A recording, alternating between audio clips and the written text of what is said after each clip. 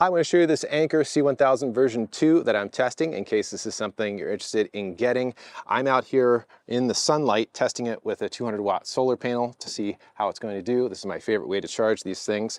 I bought this myself and I've reviewed a number of power stations over the last few years. So what I want to do in this video is give you a tour of the unit and talk about what it can do. I want to talk about charging and discharging, the app that works with this, and some of my thoughts on this power station. So to start the tour, I'm running a refrigerator, my laptop, and charging another battery through the high-powered USB-C ports. But just to start, in case you don't know what this is a battery unit. There's a battery inside of here, and it can output AC and DC power. So this is great for any kind of situation where you need portable power or power outage, or you're camping or something like that. This has very powerful AC output, and it can run a full-size refrigerator like it is back here, and at the same time run laptops and etc. So the AC output on here can do 3,000 watts peak power and 2,000 watts continuous power. So the peak power matters for things like refrigerators, or over here is an upright freezer, things that have compressors inside of them, because they need a lot of power to get started and not so much power to run. So having 3,000 watts peak power means it's going to be able to start pretty much anything in your house that has a compressor. So a refrigerator or an upright freezer, no problem for this guy. So it's got 1, 2, 3, 4, 5 of these ports. I really like that. And you can don't have to worry about like things getting in the way because there's a lot of space in between these. Now if we go up to here, so this kind of bugs me with other power stations where this one is more of a solution, is because there are more USB-C ports than USB-A ports. There's one USB-A. There's so many of these that come out, and if you watch any of my other videos, you know I kind of complain about this, is that why aren't there more USB-C ports on these portable power stations? So this one has 3 of them, and 2 of them are at a very high rate, 140 watts of output. Now these 2 cables that I have here are rated for 140 watts. You have to make sure that your USB-C cables match the rating, but I can do that. And so if I plug this in right here and I zoom into the screen, you can see the screen changes. Now I'm running the refrigerator, so let's do this. Let's turn this off. So that button will turn off the AC. And if we go back to the screen, we'll see only the output of this USB-C. And so you're never going to get really the maximum number exactly, but that says 134, 135 watts. So that's what you would expect from a port labeled 140 watts of USB-C. So you have the right cable and these high-powered USB-C outputs on this device. And so you've got this one, and then this one is 15 watts, and then you have your one USB-A. This screen is really cool, and it's a bit unique, I would say, from any others that I've seen, because this is more like a TV screen, because they can show whatever they want on here. You can see state of charge, the output wattage. Let's turn the refrigerator back on. So I turned on the AC. So you can see there 60 hertz, the AC came on. It also has this little animation here to show sort of how much energy is left in the tank. And then we have our output expectations. So this can run this amount of power output for 2.3 hours, or about 2 hours at 71% state of charge. What I can do though is push this button. So this has total input. We're not inputting anything right now. It'll go back to this default screen. And then if I push it again, I get even more information here. Total output, 339 watts. And I can look at the individual ports. So I actually didn't need to turn that off to see the number. I can go here and see, okay, the refrigerator is using about 200 watts, and the USB-C port is using about 140 watts. And so if I plug in my laptop, and then I go back to this screen, you see it recognized it, changes the animation. When you plug in a solar panel, it has a little solar animation. And so if we go down here, you can see this one now outputting about 50 watts. It even has a screensaver that you can change in the app. Like for example, here's the app, smartphone app, and I can change it to clock style so that when it's sitting there for a while, I can like look at the time. You can even change the brightness of the screen when it's in screensaver mode. If we go on this side, down here, there is a 12 volt DC port. So it has this little dust cover on it, so you're probably familiar with one of these. You can use this for, particularly I would use this for running one of those portable refrigerators, portable coolers, nothing back here, and you can see the handles on either side. And if we come in on this side of the power station, we can look at our inputs. Here's where you're going to plug in your wall AC, and they give you a pretty thick cable that comes with it. And then here is where your DC input is going to be. So this is going to be solar panels or a car charger. And the car charger with the XT60 output comes with the power station. And with that plugged in, you can see the input and output wattages. Input 100 watts, output 53 watts. That's still running the refrigerator. And they have the different colors, green for input and then blue for output. But you can charge up to 600 watts of solar power. I'll get into that in a little bit. But this is a very common connector. This is called an XT60 connector. And one thing I like about the Anker SOLIX power stations is that they don't have little doors on top of this. There's nothing that's going to like break off or get in the way. So I find that very helpful. And on the four corners, you have these silicone covers. Now let's find out how much this weighs. I'm using my scale powered by the AC inverter itself. So I put this on here. We're going to take a look at this. This is coming in at 25 pounds and 3 ounces or so. And this is one of the lightest 1 kilowatt hour power stations that is out there. It's even smaller than its predecessor, the C1000. This is the generation 2. So it's pretty awesome how they got it smaller. It weighs less, it charges faster, it's got more powerful USB-C ports. The battery inside of here, the chemistry is lithium iron phosphate. If you've heard of that, it's LFP is what it's sometimes called. Those batteries, that chemistry lasts a very long time. So for example, the way that they rate these kinds of batteries inside of here is down to 80% of its original capacity. So how many times can you go from 100% down to 0%, back up to 100%? That's called a cycle. And so if you look online, you'll see that this one is rated for 4,000 cycles down to 80% of its original capacity. So what that means is it's going to last a really, really long time. All right, now let's talk about charging the batteries. I'm going to start with solar power because I think it's just so cool that it just sits out here with the solar panel and charges up the batteries. The C1000 version 2 and the original C1000 have a unique or somewhat unique ability with solar is that they can handle up to 600 watts of solar input. What I have right now is a 200 watt solar panel right there, a portable solar panel that is also from Anker SOLIX, and I'll show you that in a second. But let's take a look at the screen.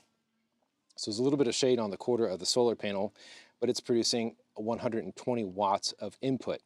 And you can see here on the screen 2.6 hours to get to 100%. So you can get this power station by itself and use different kind of solar panels if you want. Anything that's under 60 volts that you can use with this power station, or you can get it with a bundle. And this particular one is the 200 watt Anker SOLIX solar panel. So I'll just show you this real quick while I have it out. But if you want to get this one folds up, has handles, and it has these little adjustments on the back. So you always want to get your solar or the sunlight to hit at a 90-degree angle to get the maximum efficiency. And so you can change this depending on the angle of the sun. And see how I could do that. Just even with one hand, I could change that. And then if that's more at a 90-degree angle of incidence, I'm going to get a higher efficiency out of the solar panel. Now the solar panel is not going to produce very much because you can see there's a little bit of shade right there, and we can see that has a big impact on solar power. And so if we look here, it's inputting 51 watts. But I told you that this can handle up to 600 watts of solar. You can see right there. Now it's very important that you be mindful of this number right here, a maximum of 60 volts. You don't really have to worry about the amps, but you do have to worry about 60 volts.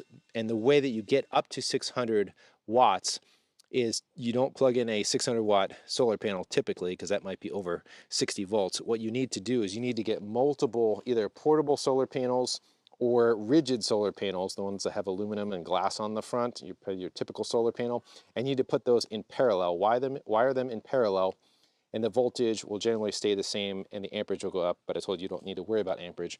And then that's how you're going to be able to get to that 600 watt maximum. And now let's talk about output, and I want to answer a question that I get often is how long can one of these battery units power, X number of things? So I'm going to make it simple, And even though this has 2000 watts of continuous output, I'm just going to use the one refrigerator as an example. And if I zoom in on the screen, you can see right here it is using 50 watts. So it has settled in to its temperature. At the beginning of the video, I think I showed it showed about 200 watts. So that was when it sort of peaked out. But you want to use this sort of normal wattage that it's when it's, you know, at temperature and it's keeping it cold. So here's the question. How long can, say, this battery unit last with this refrigerator? So we're taking a guess. So here's how you figure that out. You take the capacity, so it's a 1 kilowatt hour, 1024 watt hours, and you need to subtract off the AC inverter heat loss or the inefficiencies. When I'm doing this calculation, I typically pick 15% if I just want to have a good guess. And then you subtract off 15%, that gives you 870 watt hours. And now you need to divide the watt hours by your loads. And so that your load is everything that's running off these AC ports right here, since we're focused on AC. And if we just take the fridge, the fridge is using 50 watts, and I got that from the screen, or you can get another meter to figure out what that is. And then if we divide the usable amount of watt hours, the capacity, by the load at 100% state of charge, then we can expect this power station to run this refrigerator at a constant temperature for roughly 17 hours. So if you want to guess at the runtime, you have more things than a refrigerator, add those loads up and then divide by your usable amount of watt hours to get a ballpark guess on how long it will last. All right, now let's do a demonstration on what this can power through the AC ports. I have a kettle here, boil water, and a toaster. Those are resistive loads, so they use a lot of power. I'm still running the refrigerator. I'm going to turn both of these on, and let's take a look at the wattage. So you're going to watch this jump up and see we're already over 2,000 watts. So let's actually see how long this lasts, because it should go into overload when you run the inverter over its maximum. Usually there's some built-in buffer time, but I expect this to stop after some time. It would be encouraging if it lasts longer. So clearly I'm running over 2,000 watts of output. You can see our time to zero has dropped significantly, 0.2 hours. But I am running the fridge, boiling water, and toaster, toasting a bagel or something. It's been a few minutes later. It is still running like a champ, over 2,000 watts, over its stated rating. And you can see the percentage is dropping pretty quickly, but these are some pretty big loads on here. So if you were in a power outage situation, I think you'd want to keep your refrigerator running as long as possible. But then you could also make coffee and maybe cook some food with a toaster oven or with an Instant Pot or something like that. So here's an illustration. I'm running a 1,000 watt load. You can use the AC outputs at the same time you're inputting solar power. But you can see I'm inputting about 150 watts, outputting a little over 1,000 watts. And again, you could use this in a power outage scenario if you needed to. So hook up your solar panels to the unit, and then you could use this to basically convert the solar power to AC power to charge your devices in case you didn't have grid power. So this power station is supposed to be the world's fastest charging 1 kilowatt hour power station with a normal plug like this that can do 1,800 watts. So let's plug it in and test it out. I need to turn on a setting in the app before I hit the timer. So we're going to do this. I'm going to do ultra fast charging right here. And so let's start the timer. So I don't know if you noticed, it didn't start at 0%, it started at 1% and started going up. There's protections inside of here that doesn't allow it to go all the way to 0%. So 1% is kind of functionally the 0%. So while that's charging, I want to explain what it says here. It has a little bit of a warning. It says this function can only be turned on when charging. So this is the ultra fast charging. So I'm doing a test right now to see what the speed is. But generally speaking, you don't want to charge this fast or any battery faster than you need to, because it builds up heat inside, and that could take down some of the longevity of the batteries. So whenever you're charging, say, lithium iron phosphate batteries, if you can try to keep heat off of them and charge them slower and it doesn't matter to you, that's generally better. But if you're in a situation where you need to charge it blazing fast, then you turn on this setting right here, and then you don't worry about it. All right, so we've made it to 99%. It's taken 46 minutes so far.